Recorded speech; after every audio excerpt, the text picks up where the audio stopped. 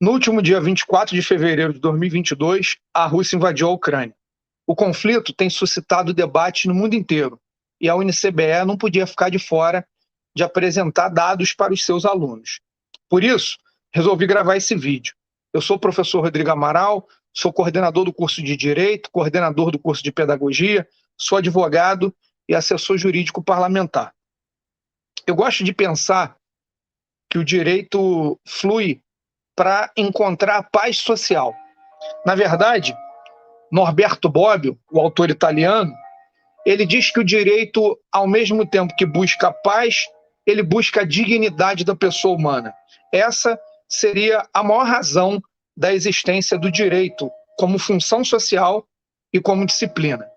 Por esse prisma, todos nós, operadores do direito, estudantes, advogados, juízes, promotores, somos adeptos da paz e buscamos a solução pacífica dos conflitos.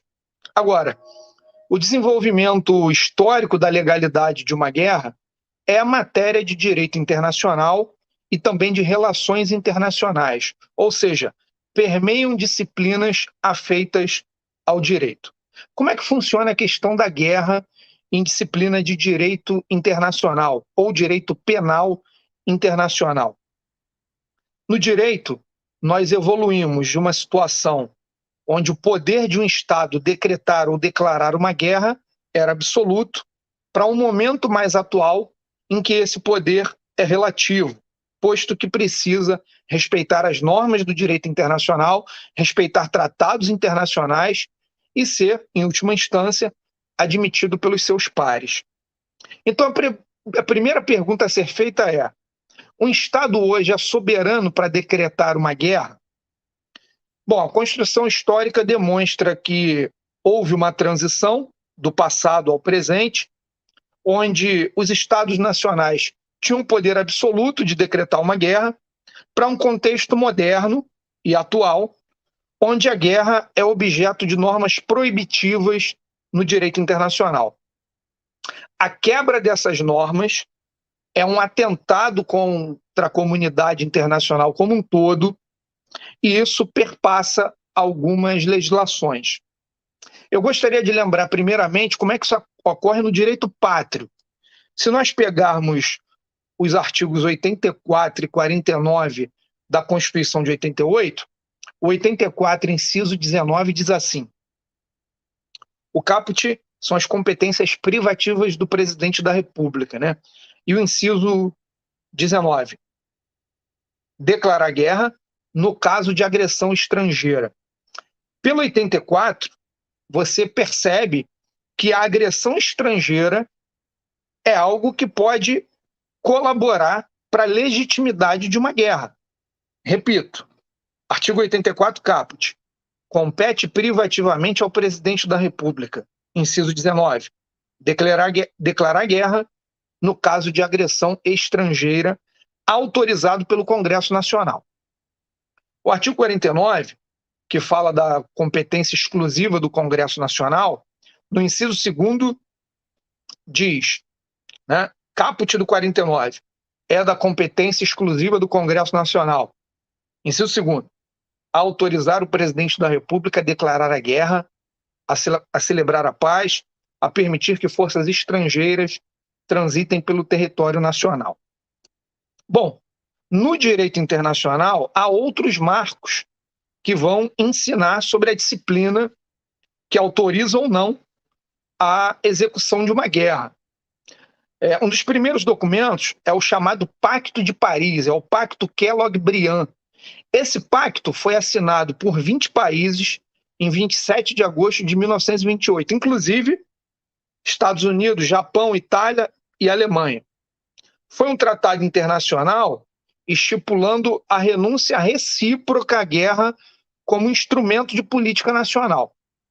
Como sabemos, a Segunda Guerra Mundial estourou com a invasão da Polônia pela Alemanha em 1939, o que significa que o Tratado Kellogg-Briand não logrou êxito, embora ele tenha deixado um legado para a disciplina de direito internacional. Após a Segunda Guerra Mundial, nós temos outros marcos.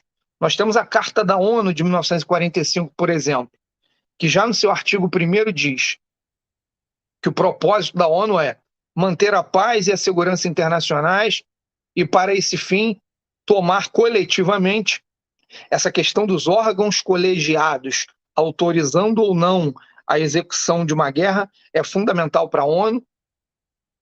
Medidas efetivas para evitar ameaças à paz e reprimir os atos de agressão ou outra qualquer ruptura. O que a própria Carta da ONU de 1945 salienta é que tudo isso tem que ser alcançado por meios pacíficos. Bom, em determinadas situações, haverá, contudo, aquilo que a doutrina vai chamar de jus ad bellum, ou direito do uso da força. Nesse caso, nós podemos afirmar que existe no direito internacional o conceito de guerra justa. Bom, esse conceito tem sido utilizado por vários estados. O chamado jus ad bellum, ele aparece de forma explícita após o 11 de setembro, o ataque das Torres Gêmeas nos Estados Unidos, na chamada Guerra ao Terror, ou seja, essa guerra seria uma guerra justificada. Também aparece na segunda invasão ao Iraque. Em 2003, os Estados Unidos invadem o Iraque, utilizando-se do conceito de jus ad bellum, sob pretexto de que ali havia uma tentativa do Saddam Hussein de produzir armas de destruição em massa. Ao final, essas armas não foram encontradas, mas a ideia de invasão foi justificada pela possibilidade da existência delas. É exatamente aí que cabe a pergunta. A invasão da Ucrânia pela Rússia entra no conceito de jus ad bellum? Bom, respondendo diretamente, não. A guerra é injusta e não segue os protocolos internacionais. Mas a questão é mais profunda, pois os protocolos internacionais também são estudados na disciplina de direito internacional. Em linhas gerais, compreendemos que o jus ad bellum, ou guerra justa, seria hoje aquilo que é previsto para os casos de autodefesa ou conforme as decisões adotadas colegiadamente pelo Conselho de Segurança da ONU. E isso está ali no capítulo 7 da Carta da ONU, está entre os artigos 39 e 51, que fala sobre ações relativas à ameaça à paz, à ruptura da paz e atos de agressão.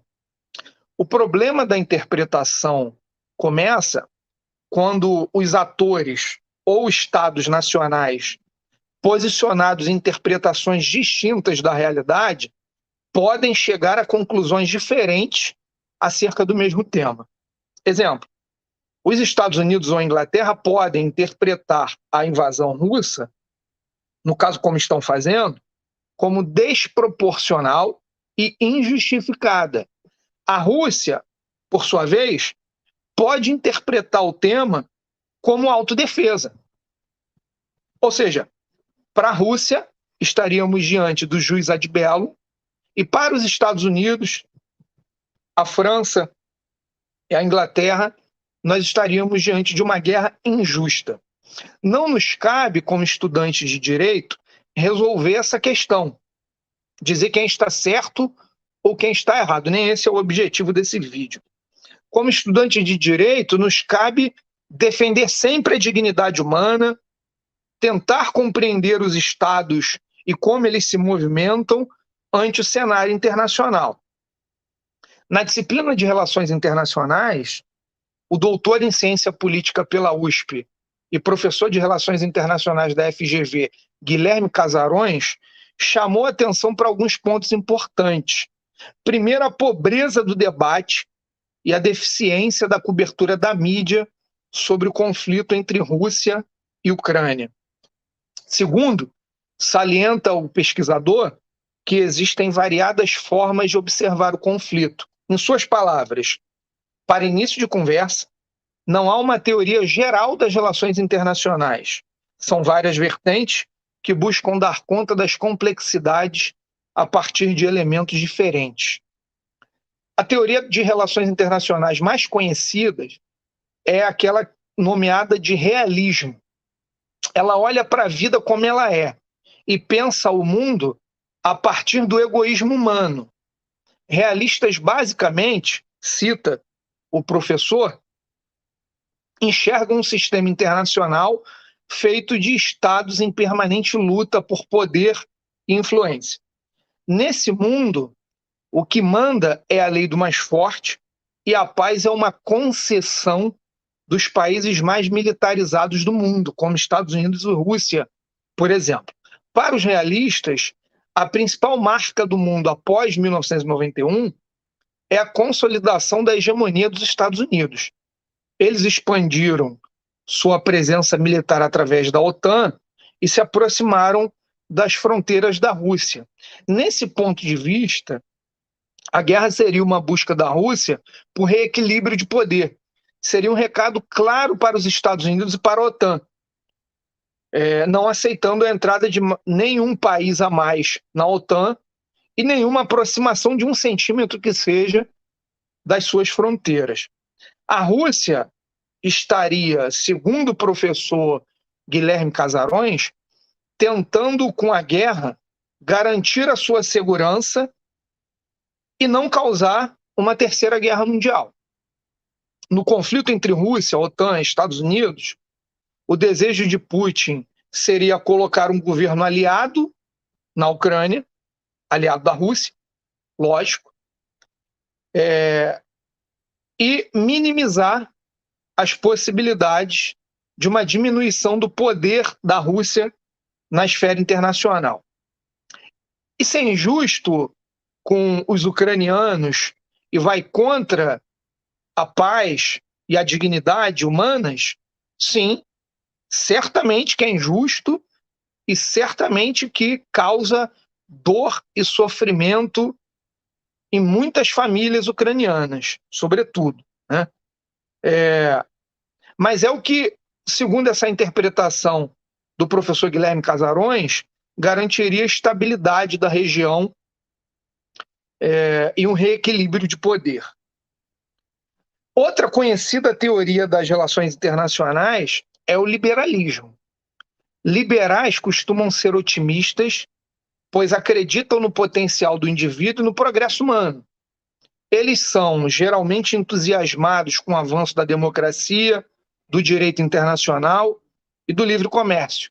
Acham que paz e prosperidade virão da democracia e da expansão dos mercados internacionais livres.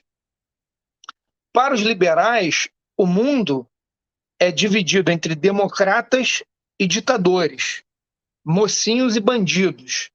Governos como os da Rússia, de Cuba, da Venezuela, atrapalham a evolução natural da humanidade rumo à paz eterna.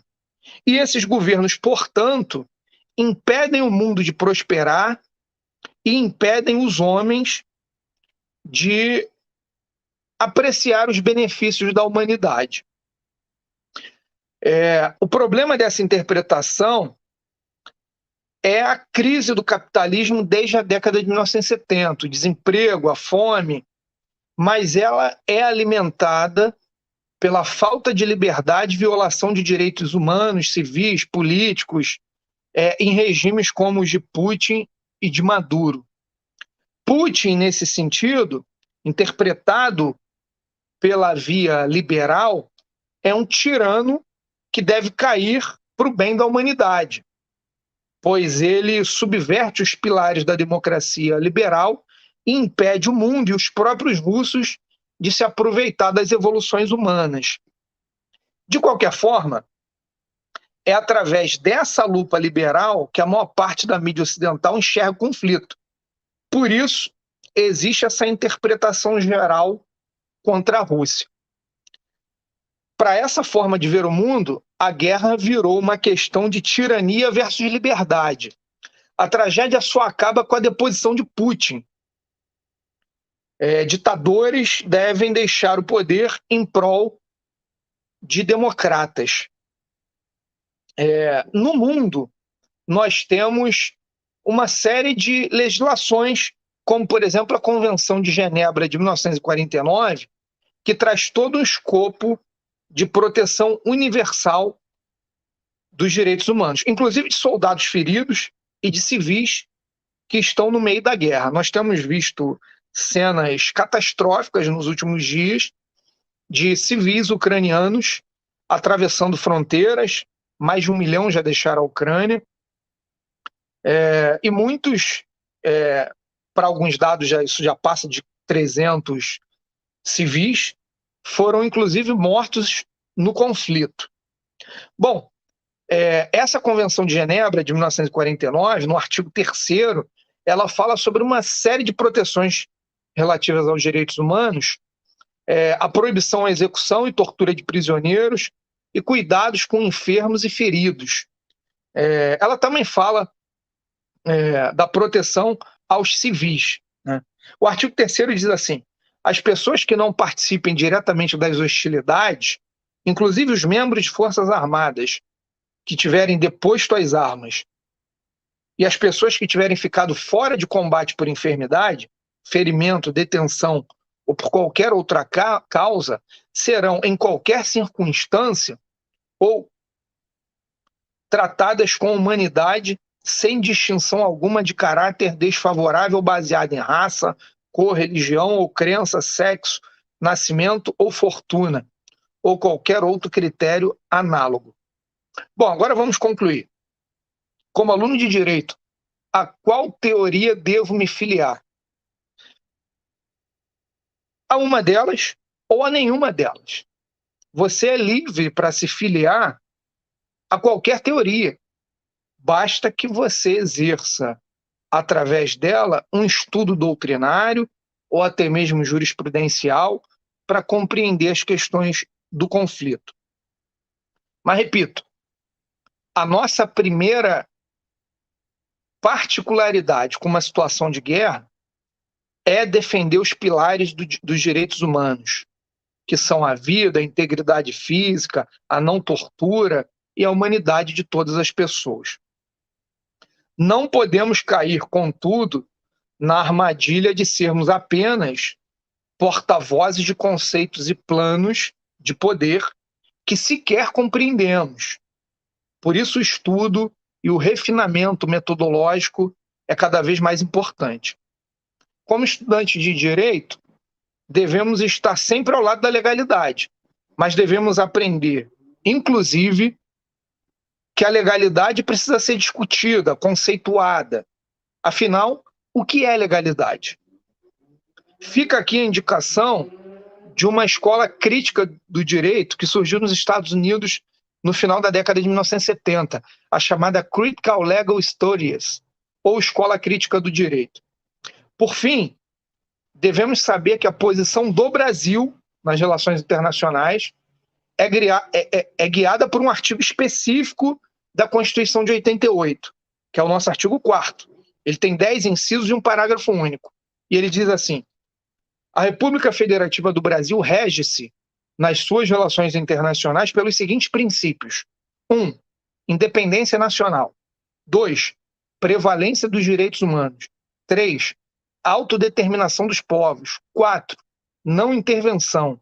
5. Igualdade entre os Estados. 6. Defesa da paz. 7. Solução pacífica dos conflitos. 8. Repúdio ao terrorismo e ao racismo. 9. Cooperação entre os povos para o progresso da humanidade. 10. Concessão de asilo político. E o parágrafo único do artigo 4º, a República Federativa do Brasil buscará a integração econômica, política, social e cultural dos povos da América Latina, visando a formação de uma comunidade latino-americana de nações. Para fechar, estou assistindo televisão, estou lendo nas redes sociais. Quem a gente deve condenar nesse conflito? Devemos primariamente defender aquilo que está no artigo 1º, inciso 3º da Constituição de 88, a dignidade da pessoa humana. Espero que esse vídeo tenha ajudado. Um abraço a todos.